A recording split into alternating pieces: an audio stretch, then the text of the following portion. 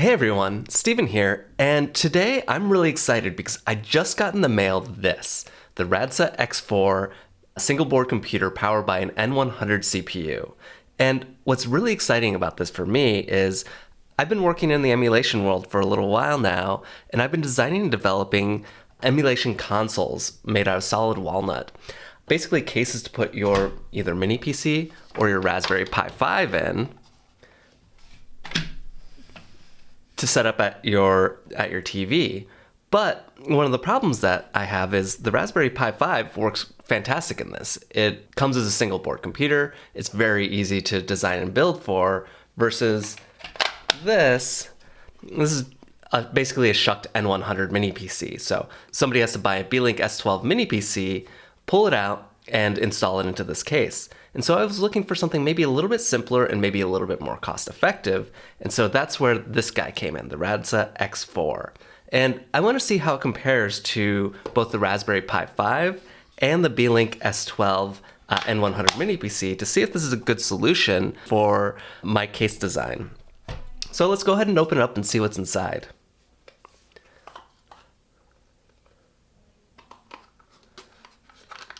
So as we open it, it is quite small. It's the size of a Raspberry Pi 5. And you'll see right away there's a couple of things on it. First thing you notice is the Raspberry Pi headers on here. And we actually have on board, should be around here somewhere. Yes, we have on board here a Raspberry Pi chip. This is the RP 2040. It also has a couple other things on it that the Raspberry Pi 5 doesn't come with stock. It has a built-in NVMe M.2 slot, and I believe this is PCIe 3 with 4 lanes. So you should be able to get some pretty good performance out of it. It also has onboard Ethernet, but this is actually 2.5 gigabit Ethernet, so it's nice and fast. It comes included with the real-time clock battery, which the Raspberry Pi 5 does not.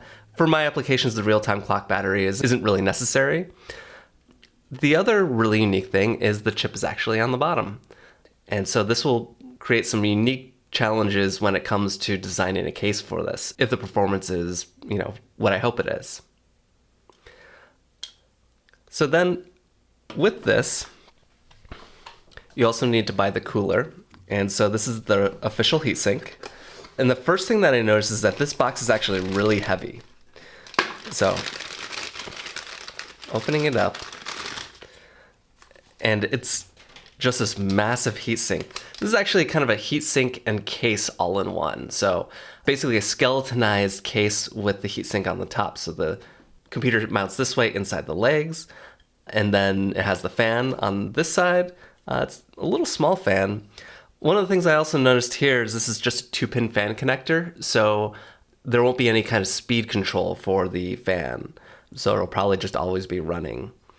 This is also interesting because there's a powder coating on the outside, including to the surface where it attaches to the CPU, which I've never seen in a heatsink before. So I'm really curious to see if the thermal performance on this is going to be degraded because of this. Now, one important note to this is this chip is actually rated for a TDP of 6 watts, whereas like this Beelink N100 PC is actually rated at 25 watts. So this will draw a lot less power, so maybe it doesn't need as much cooling. We'll find out in a little bit.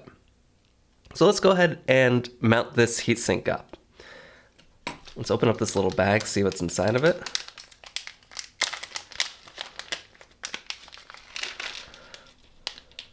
Looks like we've got some rubber feet for the bottom right here. We've got a thermal pad for over the top of the CPU. We've got some standoffs. And I think we're gonna need to take this apart a little bit to get at this. So let's get out my screwdriver. And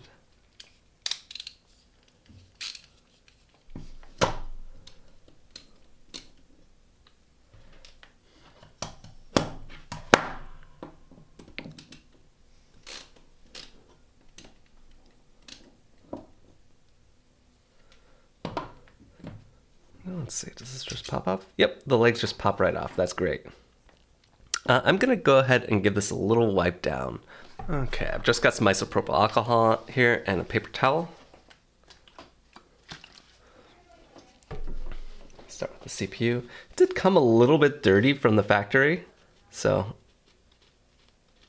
probably just want to clean it off. This is bare silicone, so no heat spreader on this versus the Raspberry Pi 5 actually comes with an integrated heat spreader.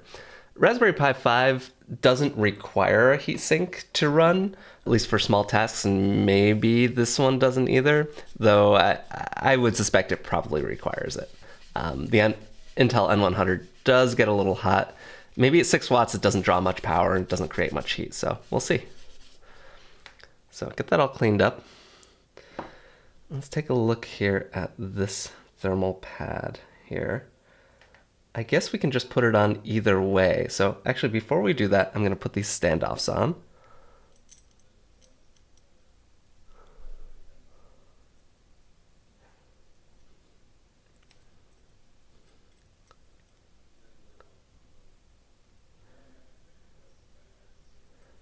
They're a little tricky. There we go. Okay. Yeah, I think what happened is that the powder coating actually got into those threads a little bit, and it makes it a little tricky to get the thread going. I think that's going to just be something you got to get it in there and just kind of work it around a little bit. But once you get them in, although it's a little tricky, they seem to be threading in okay. Yeah, so this is a good potential improvement for the Radxa manufacturing processes to maybe tape those off so they don't get any kind of powder coating off when they're applying the powder coating.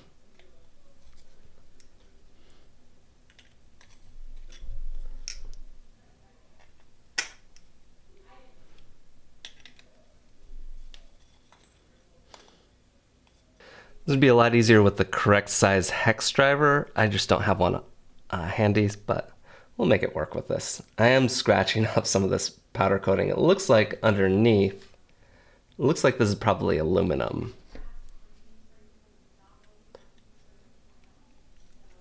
And that might be something to do if we have thermal issues with this. It might be to scrape this and sand this down and smooth that so we get a direct contact patch with the metal and the actual chip.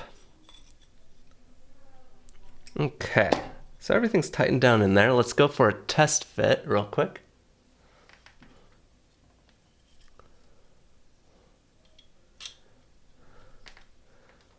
Let's see, everything seems to fit.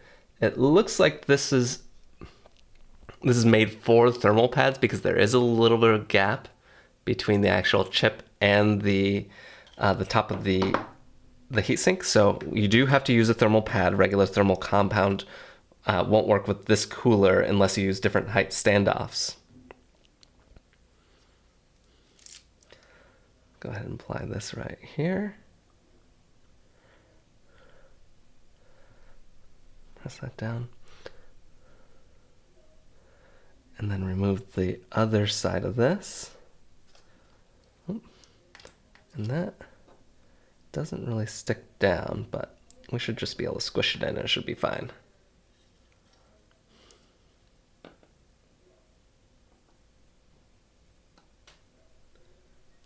Okay, and it is a good thickness because I do feel it grabbing onto the thermal pad. It's kind of teeter-totting here in the middle. So with the screws, it should just kind of hold it in place. This might be something to watch out for. It doesn't seem like you can screw it down kind of all the way. Maybe it just kind of adheres to the thermal pad and it should be fine. It'll be fine, but I want to be a little bit careful here not to overly squeeze it because it is, like I said, it is teeter-tottering a bit.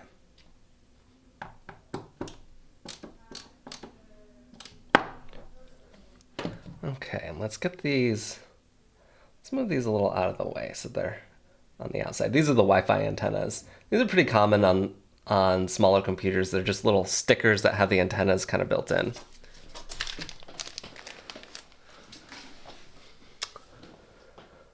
Then from here, we should be able to put in the heatsink fan, and this cable looks a little tight, but let's see. Let's see if we can still get it in.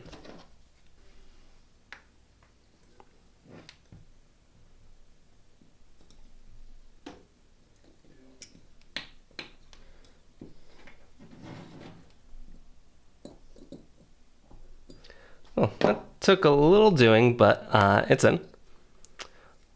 And let's go ahead and put on the legs. My mistake, I actually need to put my M.2 card in. I'll be right back. And back with my SSD. This is a little bit overkill. This is a PCIe 4 1TB card, but it should do just fine for this test right here. Again, this test, what I really want to do is just get this thing up and running, load up Windows, and do some basic benchmarking and get an idea for the thermal performance on this. In a future video, what I'll be doing is doing a head-to-head comparison between this, the Raspberry Pi 5, and the Beelink S12 N100 mini PC to see how they compare in the world of emulation. There we go.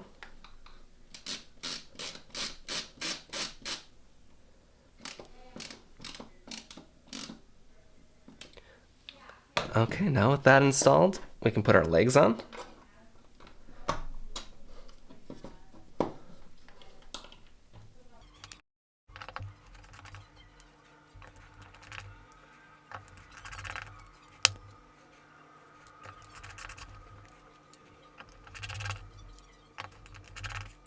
And then last but not least, our rubber feet.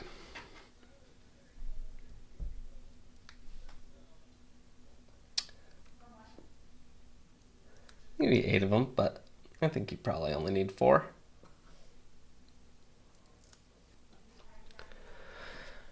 And there it is. It's a pretty cool little case design, actually. I don't know what I'd do long term with these antennas inside of a case configuration like this, or the real-time clock battery, but nonetheless, this is pretty cool. So to power it, we'll just need a USB, and then we'll get a keyboard attached and HDMI. This is micro HDMI, so I'll go find a micro HDMI cable and get this thing powered up, and then we'll install Windows. I'll meet you on back over onto the screen capture. And back over here on my computer, I'm going to quickly create a bootable USB drive for Windows. I'll just quickly run through this process. Create a bootable Windows 11 USB. We'll go to that first link. And here we go. Looks like to create a Windows 11 installation media, we need to install this. And now that's done, let's open the media creation tool. It's going to ask for permission to launch. It's getting a few things ready. Let's see how this works. I actually haven't used this in quite a while. Accept.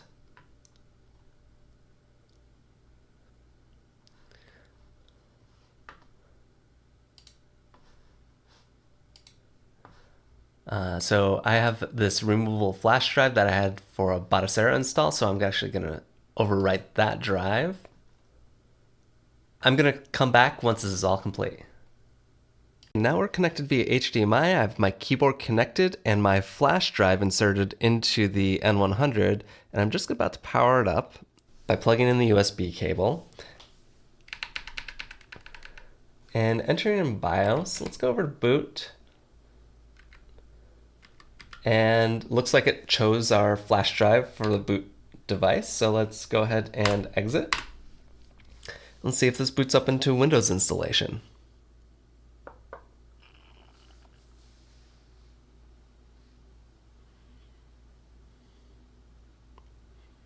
And that's a great sign. We've got the Windows logo right here.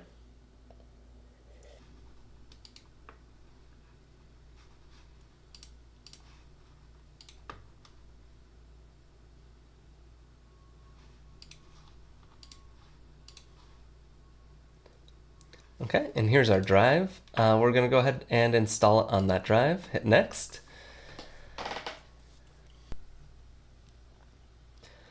Okay, it looks like there's a little tip here. Hit Shift F10.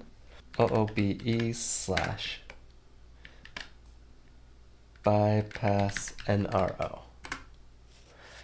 And supposed to reboot us, and we'll be able to select an option of not connecting to the internet. This is kind of a shame because we are connected to the network and we should be able to connect to it, but I think the Windows drivers for the network here just aren't included in the Windows installation. So I think I'm gonna have to download that and sneakernet it over to this device. And there we go, I don't have internet. All right, we're back on over, and I have a USB drive loaded up with all of our drivers. So we'll start with the chipset driver. Go ahead and extract this.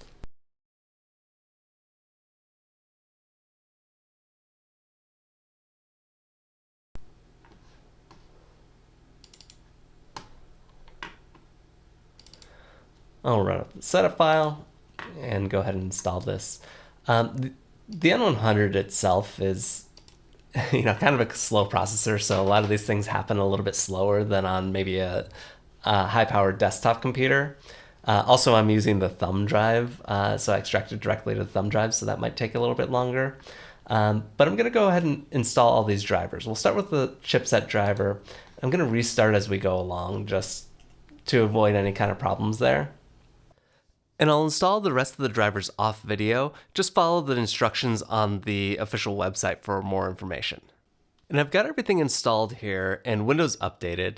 I've got Hardware 64 running so you can see all the results. And we're gonna go ahead and load up Cinebench to do our first initial benchmark. So we're starting things off here. The cores are getting hit pretty hard. It's going up to 67 degrees, but I imagine this is gonna start throttling back. Yeah, and it throttled back pretty quickly. So what this allowed it to do is get up to, high 60s and then bring the temperatures back down to the 50s. So it's going to sit here at around 2.1, 2.2 gigahertz for the rest of this run. This is going to take quite some time, so I'm going to go ahead and fast forward so that you don't have to sit here and watch all these squares run, but it's going to take several minutes for this. I'll catch back with you at the end.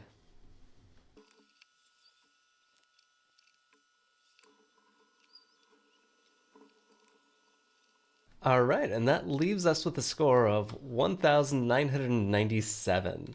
And that puts us way down below anything on the leaderboard. So we're not going to win any speed contests with this computer.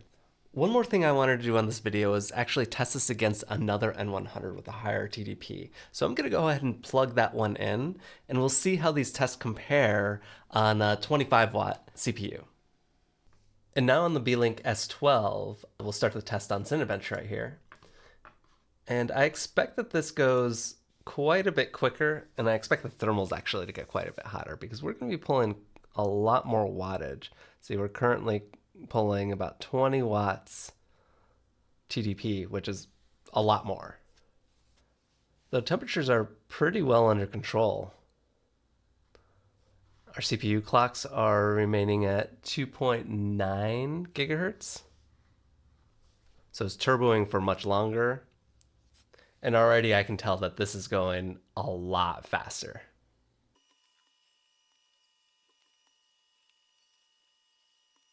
Well, so there you have it. We have a final score of 2,900, which is about 1,000 points more. It's about a third again as fast, according to Cinebench anyways. So with those extra watts, we do get quite a bit of extra power. And that wraps up our quick look at the Radxa X4 SBC. And I do have to say that this little device impressed me. It's only 6-watt TDP, kept up pretty well with the full-sized Beelink S12. And for the money, it comes in at about $60 to $80, depending on which memory configuration. It comes in pretty cheaply. The cooling fan and the heatsink, which I was concerned about because of this powder coating, it didn't seem to be an issue because our thermals were down to, about 60 degrees. And, that's a perfectly reasonable temperature, especially when the limit on this chip is about 105 degrees. So I don't think there's any problems with cooling at its current TDP. I think there's an opportunity to squeeze out more power out of this. And I have seen some things up on the forums, on the Radxa forum, saying that you can change some settings in the BIOS, which essentially would crank this up to about 90 degrees using the stock fan. So I'm looking forward to testing that. Be sure to like and subscribe because we're going to do a follow-up video with this to actually compare emulation between these three machines, the full-size Beelink N100, the mini Radxa X4 N100, and the Raspberry Pi 5, to see what these different systems are capable of and help you decide which one's right for you for your emulation purposes. With that said, thanks for watching. We'll see you next time.